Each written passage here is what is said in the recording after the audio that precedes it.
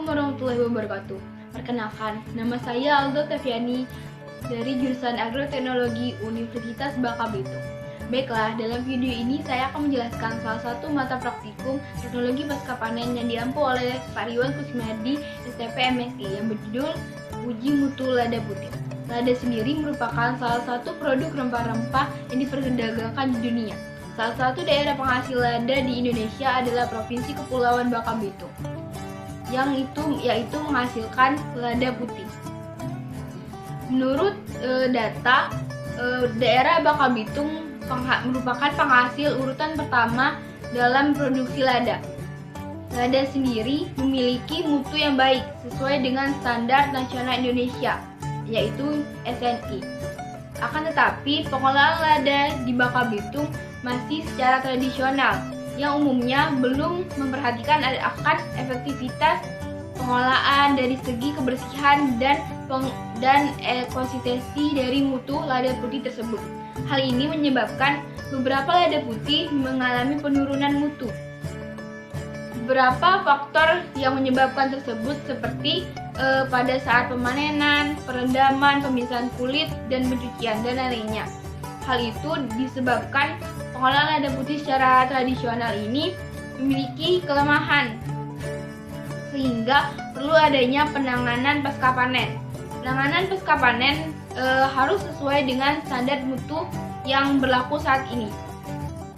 Dengan adanya penetapan standar mutu pada lada putih ini dapat meningkatkan kualitas pada mutu lada putih tersebut. Di sini kami melakukan pengujian dengan melakukan uji mutu lada putih dengan kriteria yang pertama yaitu kadar biji kehitaman, kedua kadar biji enteng, sedangkan yang ketiga yaitu kadar benda asing.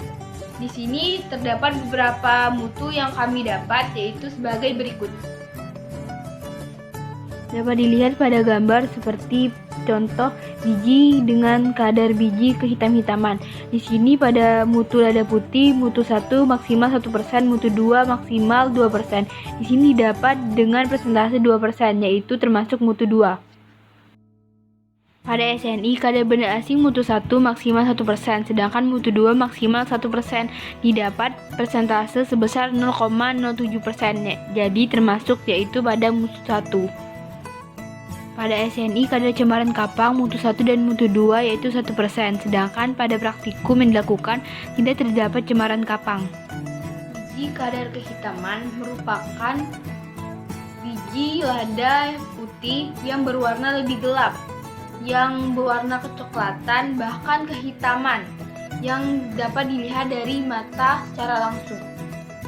Pada kadar biji kehitaman ini disebabkan oleh proses penundaan waktu perendaman sehingga terjadinya pelunakan pada kulit buah, sehingga kulit mudah terkelupas, dan kondisi penyimpanan pada saat lada tersebut disimpan masih adanya oksigen yang masuk sehingga menyebabkan pada di dalam karung terdapat oksigen, sehingga menyebabkan terjadinya pencoklatan pada warna kulit lada tersebut.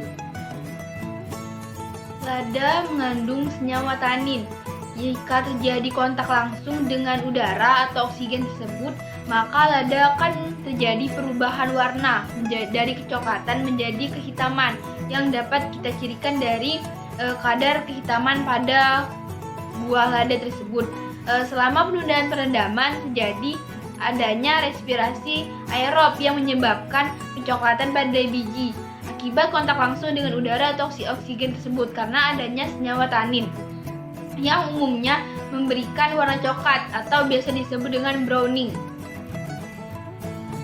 Lada terserang cemaran kapang. Pada lada yang kami praktikumkan tidak terdapat adanya cemaran kapang. Akan tetapi saya akan menjelaskan apa itu cemaran kapang. Cemaran kapang sendiri yaitu lada putih yang terserang jamur yang dapat dilihat dengan mata telanjang atau dengan kasat mata. Dapat diciri-cirikan dengan adanya bercak-bercak coklat dan kehitaman pada lada putih tersebut. Dapat disebabkan oleh mikroba. Beberapa mikroba yang menyebabkan cemaran kapang seperti Aspergillus fumigatus. Hal ini disebabkan oleh beberapa faktor seperti pada proses perendaman menggunakan air sungai atau air rawa yang seperti beberapa kita ketahui pada beberapa daerah di Bangka Belitung air sungainya sudah tidak bersih atau dapat dikatakan kotor.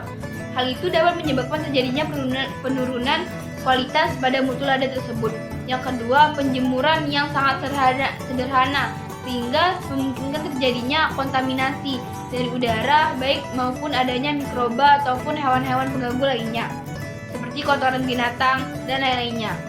Dapat juga adanya karena mikroorganisme yang menempel pada kulit lada tersebut sehingga terjadinya cemaran kapak. Dari pembahasan yang telah saya paparkan dan dari praktikum yang telah kami ikuti dapat disimpulkan uji mutu lada putih ini sangatlah penting. Persyaratan lada putih terdapat 3, yaitu kadar biji kehitaman, cemaran kapang, dan benda asing. Dan kami dapat juga persyaratan mutu yang kami dapat dari ketiga persyaratan tersebut, yaitu pada mutu 1 dan mutu 2.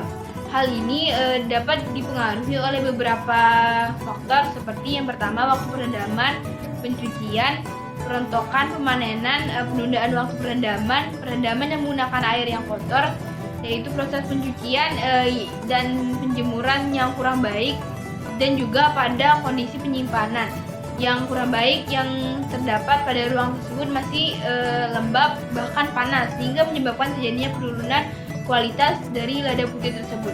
Mungkin sekian pemaparan dari saya, kurang dan lebihnya saya mohon maaf. Wassalamualaikum warahmatullahi wabarakatuh. Terima kasih.